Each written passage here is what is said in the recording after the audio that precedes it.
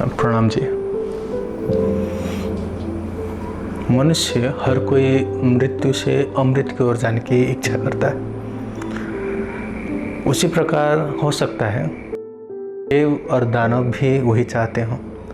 इसीलिए पौराणिक ग्रंथों में अलंकारिक वर्णन में ही सही ये वर्णन आता है कि देव और दानव ने समुद्र मंथन किया, जिसमें से 14 रत्न निकले।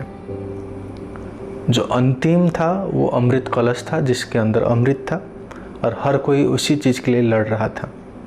आज हरिद्वार, उज्जैन, नासिक और प्रयाग में लाखों की संख्या के जो भीड़ जाती है गंगा स्नान करने के लिए, उसी प्रकार से गोदावरी, क्षिप्रा और त्रिवेणी में जो स्नान वो करते हैं, वो इसी कारण से करते हैं कि ये कहा जाता है कि जब अमृत के कलश के घड़े को लेकर देवता जा रहे थे या छिनात झपटी हो रही थी देव और दानव के बीच में, तब कुछ बूंदें उस नदी में गिरी और उस स्थान पे गिरने के कारण से वहाँ पे आज जितने भी लोग जाते हैं वो अमृत को प्राप्त करने के लिए जाते हैं।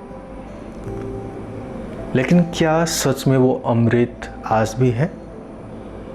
वो अमृत क्या है वो समझने के लिए अब हम शुरुआत से चलते हैं रत्नों के द्वारा कि 14 रत्न कौन कौन से हैं और किस प्रकार से हम अमृत को जाने या अमृत क्या है। शुरुआत में जब मंथन हो रहा था तब मंथन करते समय पहला जो रत्न निकला वो था हलाहल विष। देखिए, ये कहा जाता है कि एक पक्ष में देव थे और दूसरे पक्ष में दानव थे और उन्होंने समुद्र को मंथन किया। जो अलंकारिक वर्णन में हम यदि समझते हैं तो ये है कि जो हमारा मन है वही क्या है?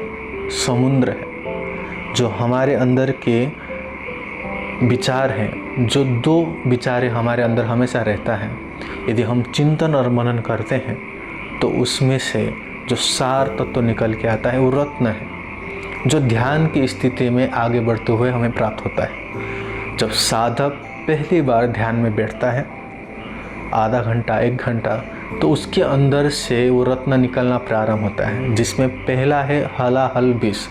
हलाहल विष क्या है? जो शिव जी ने गले पर धारण किया है और साधक जो अभी अभी ध्यान कर रहे हैं उसमें क्या विचार निकलते हैं आप सभी को पता है। जो मायाजन्य विचार हैं वो प्रारंभ होता है। काम, क्रोध, लोभ, मोह, अहंकार, जो भी चीज़ें जुड़े हुए हैं हमारे जीवन से वो निकलना प्रारंभ करता है और हमें ऐसा लगता है कि जो हम ध्यान कर रहे हैं वो गलत कर रहे हैं। लेकिन यहाँ ये स्पष्ट हो रहा है कि पहला जो निकलेगा वो हलाहल विष है, लेकिन उसको कहाँ तक रखना है? गले तक ही रखना है, उससे आगे नहीं ले जाना है। दूसरे रत्न में जो आ रहा है वो है कामधेनु गाय। कामधेनु गाय का मतलब ही होता है कि जो इच्छाओं को पूर्ण कर दे। जब साधक हलाहल विष को पार कर लेता है या विकारों को ऊपर उठ जाता है तो उसका जो मन है वो कामधेनु गाय बन जाता है। अर्थात वो मन की इच्छा, अब मन उसकी इच्छा को पूर्ण करना प्रारंभ करती है धीरे धीरे।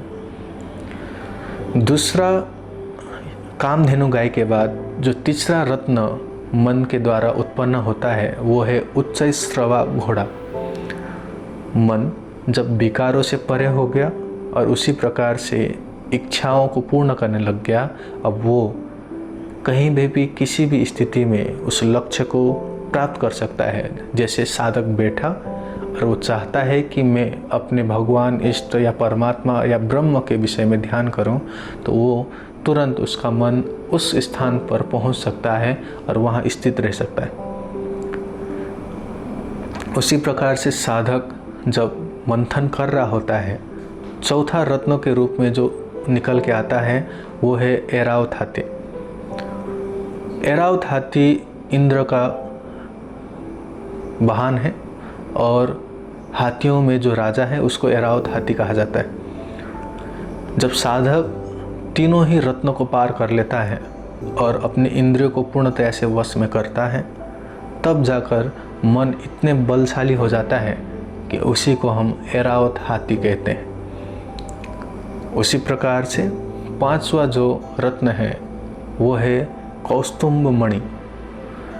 कौस्तुभ मणि का मतलब ये है जो विष्णु भगवान ने अपने दिल पर धारण कर रखा है। जिस साधक ने चारों स्थिति को पार कर लिया, वो अपने इंद्रियों को बस में करते हुए भक्ति भजन करता है, विकारों से ऊपर उठ चुका है, तब वो अपने आराध्य के दिल में बैठ जाता है। तब जाकर उसको कौस्तुभ मणि कहते हैं। और 6वें स्थिति में जब वो पहुंचता है तब होता है कल्प वृक्ष। जो 6वां रत्न निकला था वो कल्प वृक्ष है। कल्प वृक्ष हम सब समझते हैं, कल्प वृक्ष वो वृक्ष है जहाँ पे आप कुछ भी उस वृक्ष के नीचे बैठकर इच्छा करो वो पूर्ण कर देता है। उसी प्रकार से भगवान की भक्ति में इतना ऊंचे उठने के बाद जो भक्त कुछ भी इच्छा करता है वो भगवान अपने आप पूर्ण करते हैं। वो साधक पूर्णतया से भगवान पर निर्भर रहता है, तो वही कल्प वृक्ष की स्थिति है। 7वां जो मणि आया है वो है अप्सरा रंभा। देखिए, भक्त के जीवन में परीक्षा तो होती ही है, ध्यान की स्थिति में भी परीक्षा आती ही है। तो यहाँ पे जो 7वां स्थिति है अप्सरा रंभा को वो उत्पन्न करती है। अर्थात ध्यान की गहराई में जाते जाते हमें इस प्रकार के काम की इच्छा होती है जो हमें अपने सत पथ पर रोकना चाहती है। तो इसीलिए जो 7वां स्थिति में जो रुक गया फिर वो धीरे धीरे नीचे की स्थिति में आते जाएंगे। तो इसीलिए 7वां जो अप्सरा है उसको भी पार करते हुए जब हम आगे बढ़ते हैं तो जो 8वां रत्न है वो लक्ष्मी जी के रूप में उत्पन्न होती है, जो विष्णु भगवान ने धारण कर रखा है। जो साधक अपने आराध्या को बिना छोड़े किसी और चीज़ों में नहीं लगता है उसी को लक्ष्मी जी प्राप्त होते हैं। लेकिन जो साधक धन के पीछे दौड़ने लगता है, जो साधक प्रतिष्ठा के पीछे दौड़ने लगता है, उसके लिए आराध्य बहुत पीछे छूट जाते हैं। इसीलिए जो 8वां रत्न है वो लक्ष्मी है। 9वां जो रत्न है अब वो आता है वारुणी देवी। वारुणी देवी का मतलब ही ये है जो नशा युक्त पदार्थ है। धन प्राप्त करने के बाद मनुष्य क्या सोचता है, किसी न किसी चीज़ का भोग करे, और भोग ही नशा का एक प्रथम पथ है। तो इसीलिए साधक को चाहिए कि कहीं भी प्रतिष्ठा का भी नशा होता है, किसी को बोलने की नशा होता है, तो उससे हम बचे रहें। तो इस प्रकार की जो नशा है आज की दुनिया में, मोबाइल की नशा हो गया, उसी प्रकार से ये जो पूर्णतया से माया दिखाई दे रहा है वो भी एक प्रकार से नशा है। शराब, सिगरेट और ये चीज़ें तो बहुत कमज़ोर चीज़ें हैं जो आपको नशा में ले जा रही हैं, लेकिन जो माया रूपी नशा है वो बहुत बड़ी है। तो इस प्रकार से जो नशा उत्पन्न होकर वारुणी देवी आती है वो फंसाने के प्रयास करते हैं जो दैत्य ने धारण किया था। 10वां जो रत्न है वो है चंद्रमा, जो शिवजी ने अपने मस्तक पर रखा था। आप देखिए, चंद्रमा का जो गुण है वो गुण ही शीतलता है। शिवजी ध्यान करते हैं और कईयों साल तक ध्यान करते हैं और उनका जो मस्तक है हमेशा शीतल रहता है। उसी प्रकार साधक भी जब उस अवस्था में पहुंच जाता है तब उसका जो दिल और दिमाग है हमेशा शांत रहता है, और जो शांत दिमाग वाले व्यक्ति हैं अच्छे निर्णय कर सकते हैं। 11वां जो रत्न है वो आता है पारिजात वृक्ष। पारिजात वृक्ष वो वृक्ष है जो आपको, आपके शरीर को, आपकी मानसिक थकावट को दूर करता है। जो उसका मन शांत हो गया है उसका शरीर और मन पूर्णतया से आनंदित रहता है। तो इसीलिए ये कहा गया है कि 11वां रत्न पारिजात वृक्ष है। जो 12वां रत्न है वो है पंचजन्य शंख।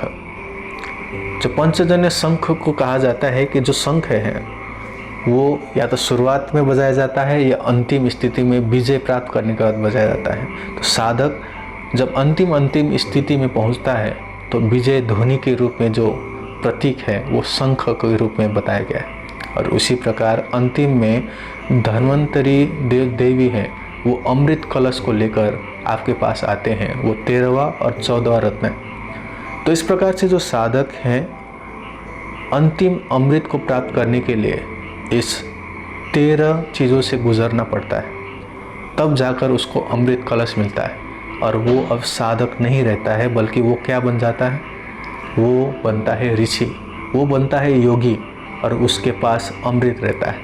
अब आप सोचिए, जब आप हरिद्वार जाते हैं, उज्जैन जाते हैं, नासिक जाते हैं और प्रयाग जाते हैं, पानी में अमृत है या उस ऋषि मुनि में अमृत है जो आपकी प्रतीक्षा में बैठे हुए हैं, जो ये सोचते हैं कि मनुष्य आएंगे, मानव आएंगे और हमारे पास आकर जन्म मरण से मुक्त होने वाले ज्ञान को श्रवण करेंगे।